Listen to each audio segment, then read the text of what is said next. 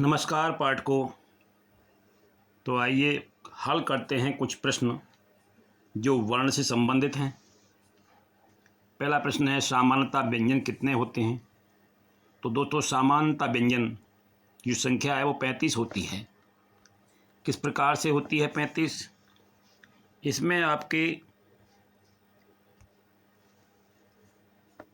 25 स्पर्श व्यंजन होते हैं और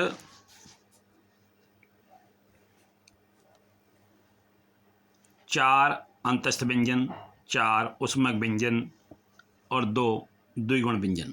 इस प्रकार 35 संख्या होती है। स्पर्श व्यंजनों को भी कहा जाता है, स्पर्श व्यंजनों को वर्गीय व्यंजन भी कहते हैं। निम्नलिखित में से कौन सा व्यंजन लुंठित है? दोस्तों, राज्य होता है वो लुंठित व्यंजन की श्रेणी में आता है। निम्नलिखित में पार्श्विक व्यंजन है ड़ा।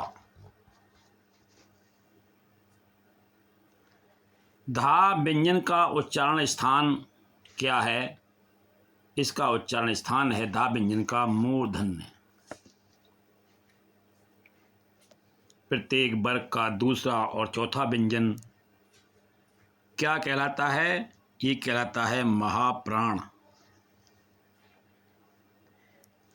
निम्नलिखित में से कौन सा व्यंजन अघोष है?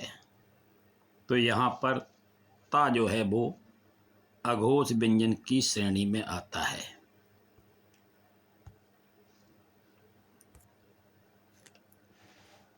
दांत और जीभ के स्पर्श से बोले जाने वाले वर्ण को दंत्य कहते हैं।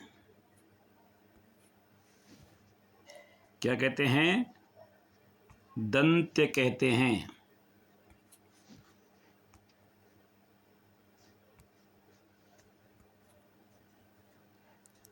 निम्नलिखित में से कौन सा वर्ण अंतस्थ नहीं है? तो देखिए, जो हा वर्ण है ये ऊष्मक वर्णों की संख्या में आता है। ये हा जो है वो अंतस्थ व्यंजन नहीं है। नावर्ण का उच्चारण दंत और नासिका से किया जाता है। चा, छा, जा, झा, या का उच्चारण तालु से होता है। चावर का उच्चारण मुंह के किस भाग से? तो चा वर्ग का उच्चारण मुंह के तालु भाग से होता है। निम्न वर्णों में से पंचम अक्षर है मा। मा ता वर्ग का पंचम अक्षर है।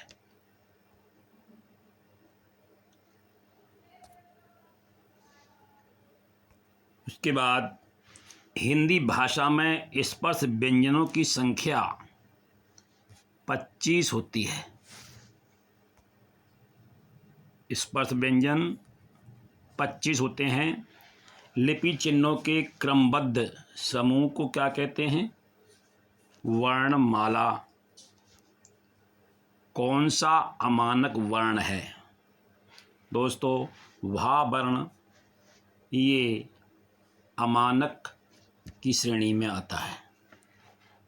लेखन के आधार पर व्यंजनों की संख्या 52 होती है। हिंदी में मूलतः कितने वर्ण हैं? 52 हैं।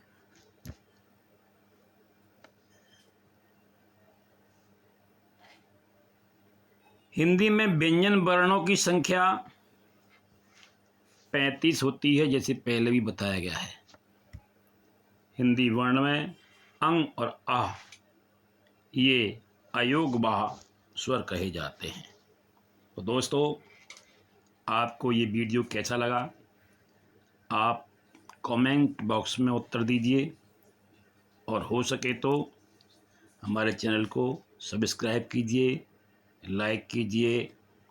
नमस्कार और धन्यवाद।